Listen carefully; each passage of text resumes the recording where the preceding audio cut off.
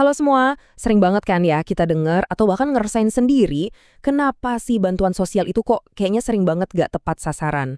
Nah hari ini kita bakal kupas tuntas gimana caranya biar bantuan itu sampai ke tangan yang benar-benar butuh. Dan kuncinya itu ternyata ada di kita semua, di desa kita sendiri. Iya kan? Coba deh kita lihat sekeliling. Pasti ada aja cerita, loh kok keluarga itu yang dapat, padahal kelihatannya mampu. Sementara tetangga kita yang buat makan aja susah, namanya malah nggak ada. Ini tuh bukan sekedar isu, ini rasa nggak adil yang nyata, yang sering banget bikin gemes ya kan?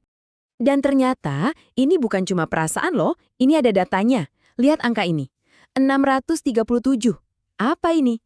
Ini bukan sekedar angka, ini adalah jumlah keluarga nyata di Kabupaten Malang yang kehilangan hak mereka buat dapat bantuan. Kenapa? Cuma gara-gara masalah data. Bayangin, ratusan keluarga yang seharusnya terbantu, malah kelewat. Ini bukti nyata kalau masalah ini tuh serius banget.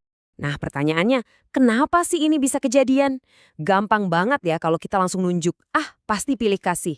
Atau pasti ada yang main curang. Tapi tunggu dulu. Ternyata akar masalahnya itu seringkali lebih rumit dari itu. Dan yang paling penting, ini adalah masalah yang sebenarnya bisa kita selesaikan bareng-bareng. Jadi setelah diusut punya usut ternyata ada dua biang kerok utamanya. Yang pertama, banyak dari kita termasuk masyarakat umum itu kurang paham aturannya. Terus yang kedua, dan ini yang paling fatal, datanya. Data penerima bantuan itu sering banget gak akurat, gak up to date. Jadi ini seringkali bukan soal niat jahat, tapi soal salah informasi. Nah, ini dia nih jagoannya, DTKS. Pernah dengar? Ini singkatan dari Data Terpadu Kesejahteraan Sosial. Anggap aja ini semacam buku induk nasional. Semua bantuan dari pemerintah, mau itu BLT, PKH, semuanya ngambil data dari sini. Jadi artinya apa? Simple banget. Kalau nama kita nggak terdaftar di DTKS, ya wassalam. Secara sistem kita dianggap nggak ada. Sesederhana itu, tapi sepenting itu. Oke, jadi langkah pertama buat nyelesain masalah ini adalah kita semua harus paham dulu aturan mainnya. Biar gampang, kita coba belajar dari sebuah cerita nyata ya. Yuk kita kenalan sama sosok Bu Marsha. Dari beliau, kita bakal belajar satu kata yang penting banget, graduasi. Jadi coba bayangin situasinya. Suatu hari, Bu Marsha ini datang ke kantor desa, marah-marah. Pak Kadus, ini gimana maksudnya?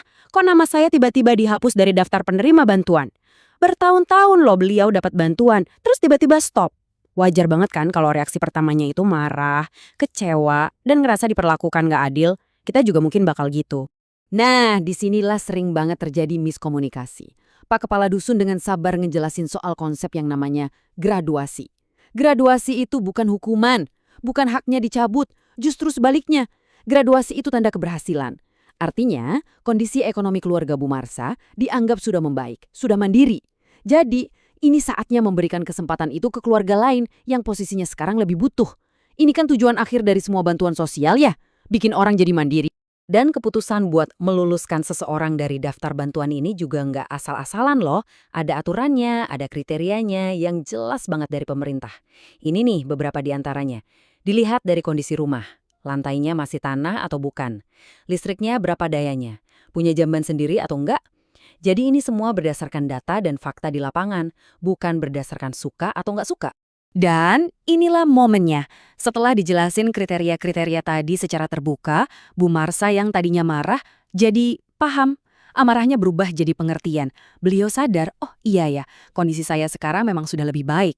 Ini bukti paling nyata kalau informasi yang transparan itu punya kekuatan super buat meredam konflik dan membangun empati. Oke, jadi soal aturan, kita udah dapat pencerahan dari cerita Bu Marsha. Sekarang bagian kedua yang gak kalah penting. Gimana caranya kita mastiin data di lapangan itu akurat? Nah, disinilah peran kita semua jadi krusial banget. Kita nggak bisa cuma diam aja. Ada dua jalan utama yang bisa kita tempuh untuk ikut berpartisipasi. Dua jalur ini gampang kok. Yang pertama, lewat jalur kebersamaan, yaitu lewat forum musyawarah desa. Yang kedua, ini jalur pribadi atau jalur mandiri yang bisa kita lakukan sendiri lewat HP. Dua-duanya bagus, tinggal pilih mana yang paling cocok buat kita. Nah, kita bahas jalur pertama dulu ya, musyawarah desa atau sering disingkat Musdes. Prosesnya tuh transparan banget. Pertama, Pak Kades bakal buka acara dan jelasin tujuannya. Terus giliran Pak RT atau Bu RW yang ngasih masukan, oke, si A kayaknya udah bisa graduasi, Atau, si B ini perlu kita usulkan karena kondisinya lagi susah. Semua dibahas bareng-bareng, terbuka. Hasilnya disepakati, dicatat resmi, baru deh datanya dikirim ke pusat. Keren kan? Semua orang bisa ikut ngawasin. Oke, jadi bedanya jelas banget ya. Kalau musyawarah desa itu ibaratnya kerja bareng-bareng, gotong royong, buat nentuin data satu desa. Sifatnya terbuka.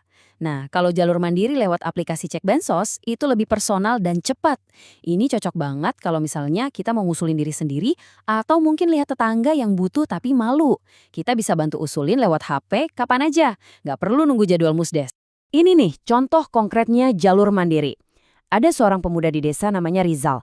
Dia lihat tetangganya, Bu Ida, yang kayaknya butuh bantuan tapi gaptek. Rizal langsung bantu. Sini Bu, saya ajarin. Sekarang gampang kok, bisa usul lewat HP. Ini kan keren banget ya, teknologi jadi jembatan kebaikan yang mudah bantu yang tua.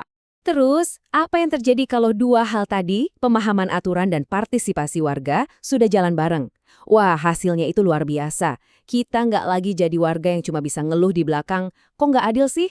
Kita berubah jadi pemain utama, jadi bagian dari solusi yang ikut membangun keadilan sosial mulai dari lingkungan terdekat kita. Dan inilah inti sari dari semua obrolan kita. Poin kuncinya cuma ini. Ketika pemahaman bertemu dengan kepedulian, perubahan yang nyata itu pasti terjadi. Ini bukan lagi mimpi atau harapan, tapi sesuatu yang pasti bisa kita wujudkan. Perubahannya itu komplit loh, kena di semua level. Coba kita lihat. Dari cara berpikir, yang tadinya selalu curiga, pilih kasih, sekarang jadi, oh gitu toh aturannya. Dari perasaan, yang tadinya mungkin ada rasa iri, berubah jadi empati dan rasa tanggung jawab. Dan yang paling penting, di tindakan. Dari yang tadinya cuma pasif dan protes, sekarang jadi aktif ikut musdes atau lapor data. Ini namanya transformasi total. Dan semua perubahan keren ini, akarnya cuma satu sebetulnya. Solidaritas. Sebuah kesadaran yang sederhana tapi penting banget kalau kuota bantuan itu ada batasnya. Nggak bisa semua orang dapat. Karena itu, jadi tugas kita bersama buat memastikan jatah yang terbatas itu sampai ke tangan mereka yang paling membutuhkan di antara kita. Jadi, pada akhirnya kita jadi sadar ya, mewujudkan keadilan sosial itu ternyata bukan cuma tugasnya pemerintah seorang. Ini adalah pekerjaan rumah kita bersama. Ini tanggung jawab kita semua. Pertanyaannya sekarang bukan lagi kenapa bisa salah sasaran, tapi pertanyaannya kembali ke diri kita masing-masing. Siapkah kita untuk jadi bagian dari solusi?